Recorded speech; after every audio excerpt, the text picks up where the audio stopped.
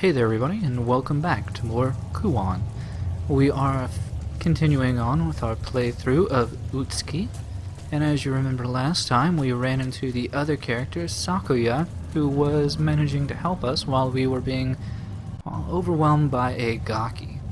She also managed to give us a few spell cards, while we in turn gave her one of our sacred cloths. But she also opened up a door for us, which is this one right here, which allows us further access into the mansion.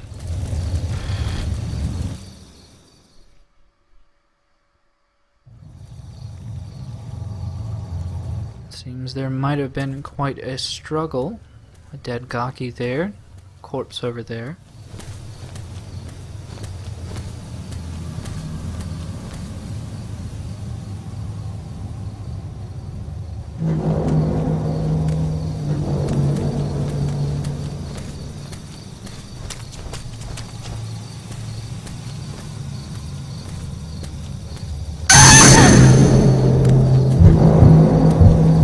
Yeah, the frequency and events that cause tempest can be kind of hard to judge sometimes, and the game can definitely catch you off guard.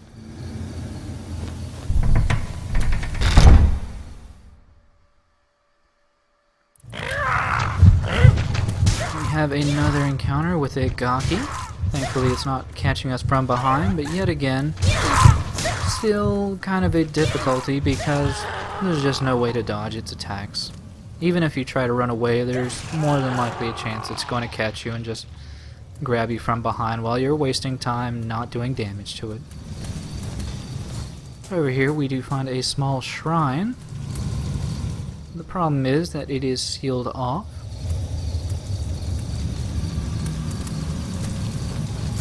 I think over the course of the game we're going to end up getting about 4 or 5 different seals. So we're going to have to make sure and do quite a bit of backtracking through the mansion. So yet another corpse that we are fairly certain is a corpse because it is not moving.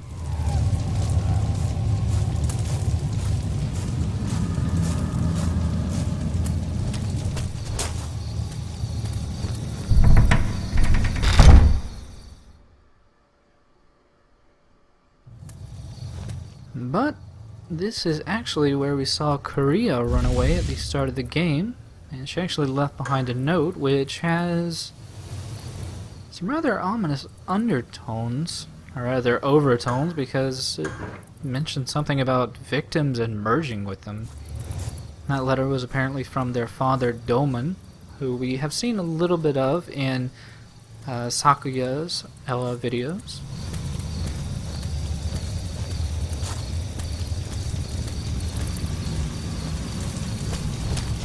But as to, well, whatever ominous things are going on here, they seem to have some direct connection with Utsuki's sister.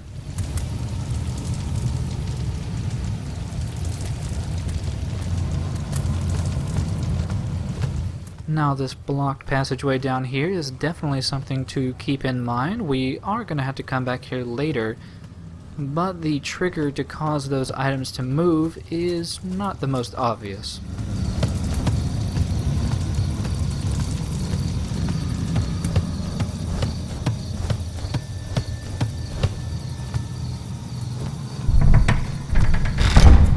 But in this storage room here, we do have quite a few items to pick up. This one right here is kind of hard to see initially, but it is a guardian dog statue. It's going to be a part of a puzzle for later. We also have a survival scroll. It gives us a nice bit of information to tell us that we can indeed struggle whenever a Gaki or an enemy captures us. That will lessen the damage and time they can hold on to us. We also have a vessel. These are always very important to pick up in case you do need to save, which more than likely you will.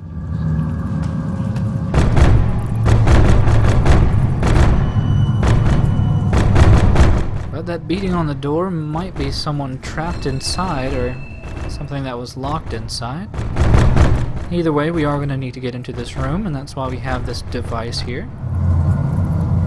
Now, this may initially look rather complicated. There is a puzzle, or a helpful hint scroll that we could get later. But there's actually a fairly easy solution to this while we get a little bit of slowdown. All you have to do is listen for a very particular sound, which was that sound. And we just need to do that for all 3 rings of this puzzle. I can only assume that for the European and North American release, this might have been fairly imposing. But really, it's fairly simple once you just recognize that sound.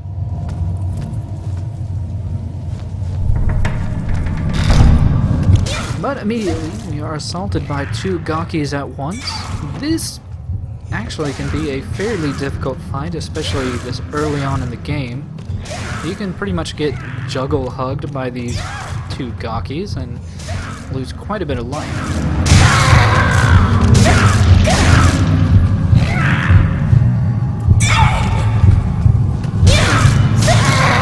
Thankfully though, you can actually push one into the other to give yourself a little bit of breathing room.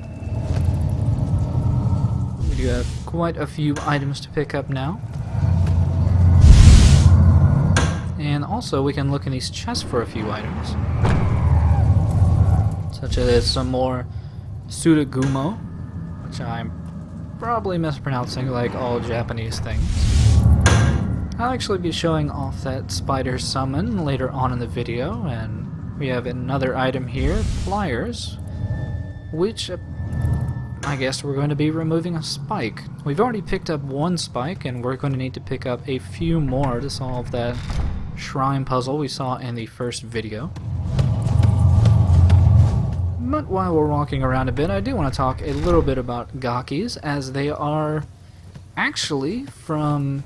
well, they have some similarities with something called preta, which is from Buddhism, which are just corpses that have unrelenting hunger, or I guess ghosts that have unrelenting hunger. It's kind of punishment for living, I guess, a very gluttonous and greedy life. But yeah, gakis are actually more connected with a Chinese ghost called Igu, which I'm sorry to mispronounce, but I'm trying my best. Oh! Looks like we have a person over here, though.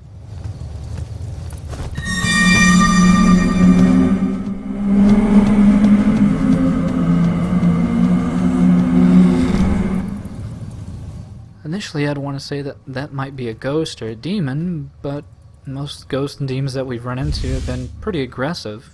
More than likely, this is Iaco, who was mentioned by those 2 little children in the first video as being one of the few people left alive. And via this letter we find out yet again about wooden discs and spikes, but also it mentioned a bell. Apparently, Iaco will only open the door to the ringing of a bell.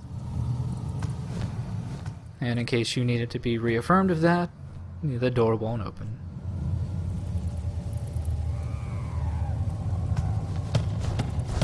So it looks like our adventure now requires both bloodied cloths and bells. And just out of curiosity, you can see that Iaco apparently was playing with some dolls.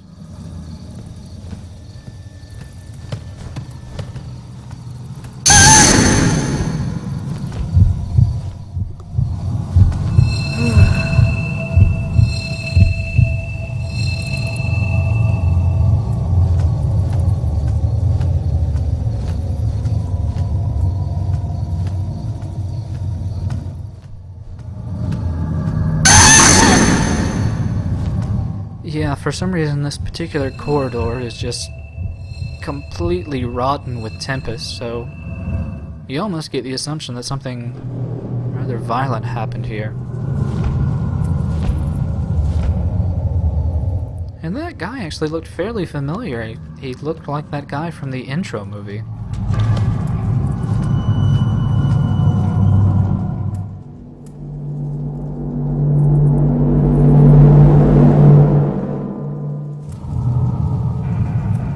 But with that moth out of the way, we find a hole in the wall that we can actually look through. Should give us some insight into what's going on in Ioka's room.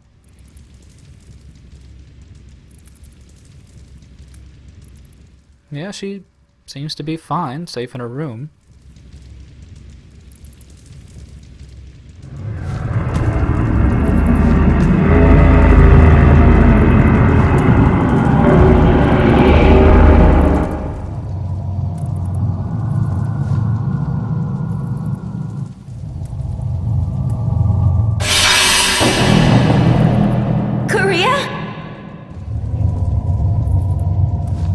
And that definitely did give the appearance of Utsuki's sister, but I don't remember Utsuki's sister being so gaseous, I guess.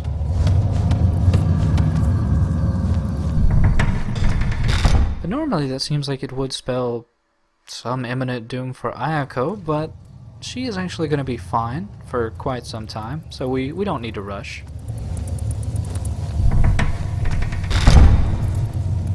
But in this servant's quarters here, we can find yet another note.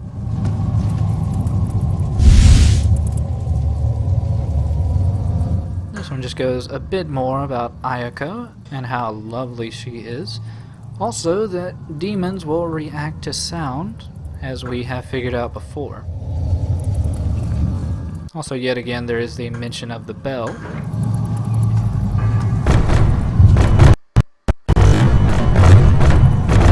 But actually, coming into this room is, well, something of a trap. There's actually no real reason to come into this room unless you didn't get the previous note or you don't know about the bell. Yeah, going into that room triggers 2 Gakis to pretty much get a pincer movement on you when you exit out. It can be fairly difficult, but thankfully running a little bit away will cause them to just completely lose you. And that way you can then lead one over and just take them on one at a time. But yeah, Gakis have been around in Japanese Buddhism and Japanese lore for quite some time. Actually, since 657 AD, Japanese Buddhists have observed a specific day in mid-August to celebrate Gakis, to hopefully feed them and release them from their eternal torment.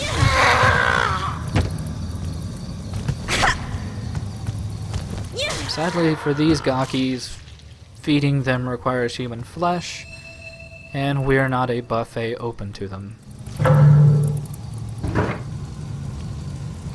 Also, I felt like now might be a relatively good opportunity to show off a summon. For all intrinsic purposes, the spider summon is possibly the worst thing you could ever use in the game. For one thing, you never want to lay down a summon when an enemy is right on top of you.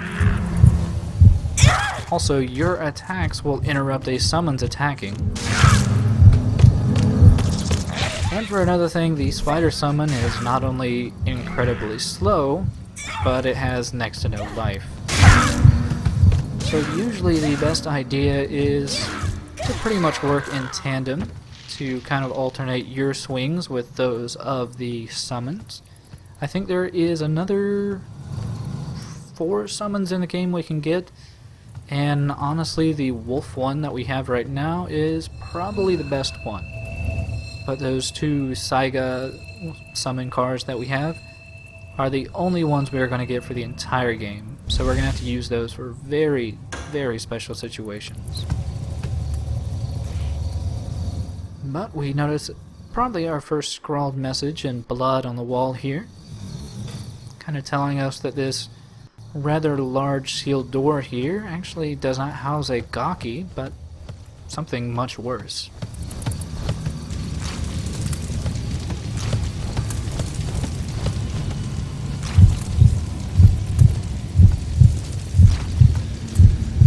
And no matter what we do, that particular Gaki is going to be too busy snacking down, so we're not going to have to worry about him for a while.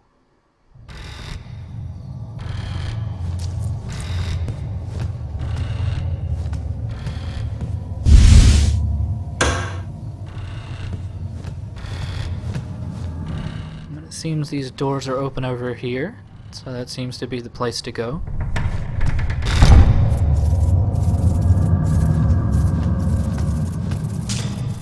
also seems to be Spider City.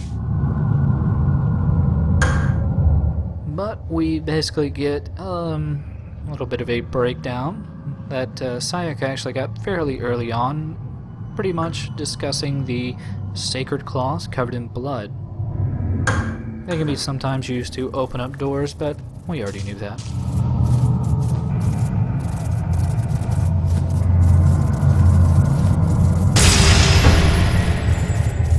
Sadly, it doesn't appear that this guy got too far with his sacred cloth, or maybe he was trying to make too many of them.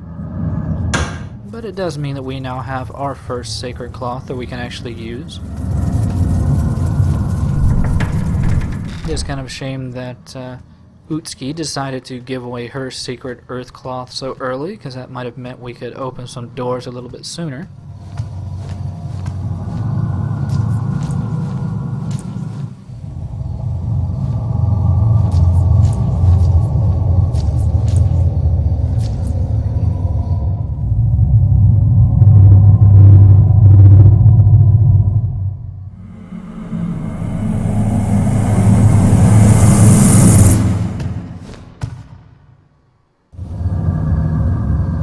But outside of that little scare there, there's really nothing to do in this bloody corner.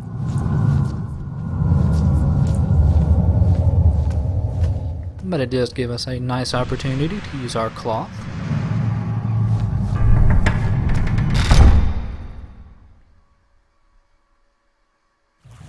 And where we end up might actually seem fairly familiar to those that have watched the Sayaka first video. This is pretty much her starting area. And if we recall, there was something weird in this bloody door here, so we might as well check it out.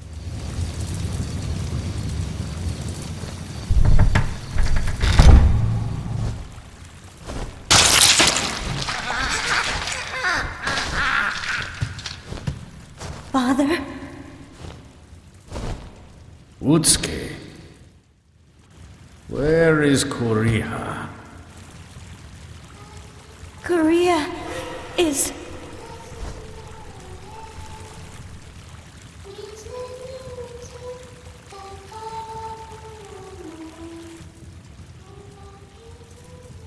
The song put her in a trance, and she disappeared.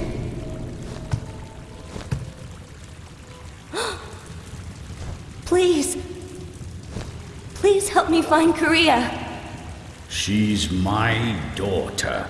Don't worry. I want to give you this also.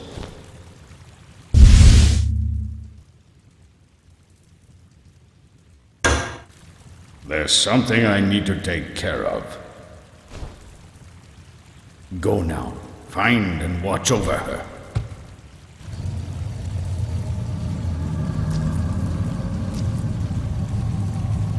Aren't you worried about Korea? Go find her. Honestly, Dolman, I'm a little bit more worried about you apparently shoving a screaming corpse into a wicker box. But yeah, nothing really much else to do there. We thankfully did get another sacred claw. That means we can investigate whatever is going on in this room.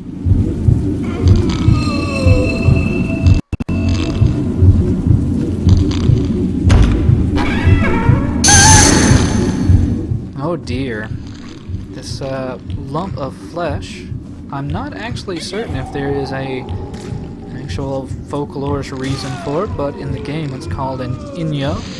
We're actually not going to be running into very many of these. I'm actually not certain if we run into another one at all. But honestly, it's not that damaging, and it's incredibly slow. It doesn't attack that fast. I mean, it at least made the spider summon look relatively good.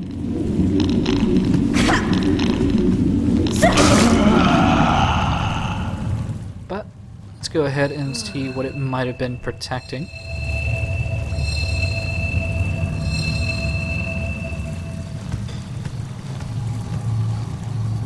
Let's see, we have our first elixir, which is the more powerful of the two healing items. We also get a few more hebari. And I'm done with the spider summon. And we actually are sitting on quite a few hebaris right now. I will say that Utsuki actually gets pretty much a glut of items to use as opposed to Sakuya, who I really have to ration the spell cards with.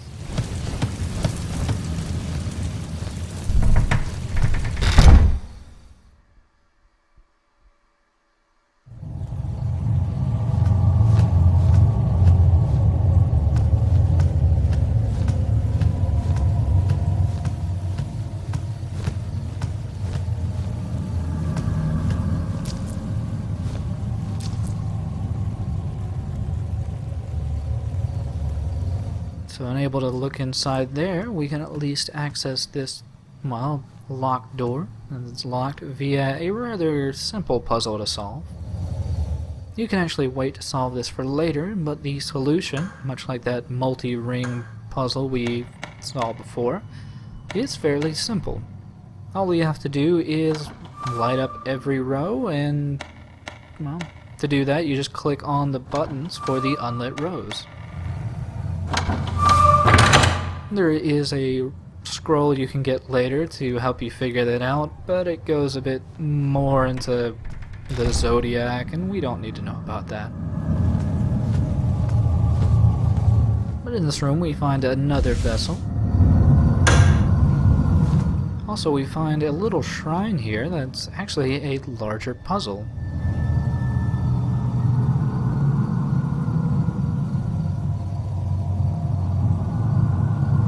And this is actually where we're going to be using that one guardian dog statue we have.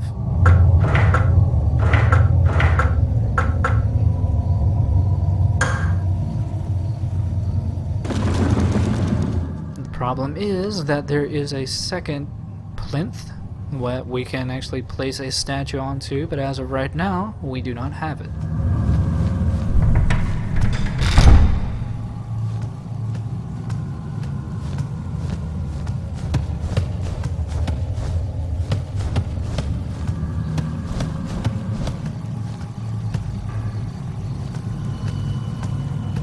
But I think for right now, before we continue too much further into the mansion, I think we saw a save point earlier, so we're going to go ahead and head over to that.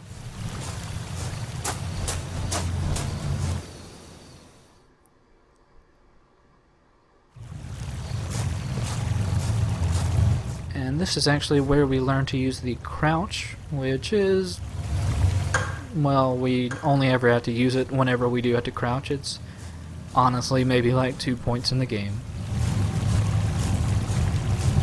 But with that, we reach another cleansing point, which means that we are going to use a vessel, and, well, we're going to call it a video.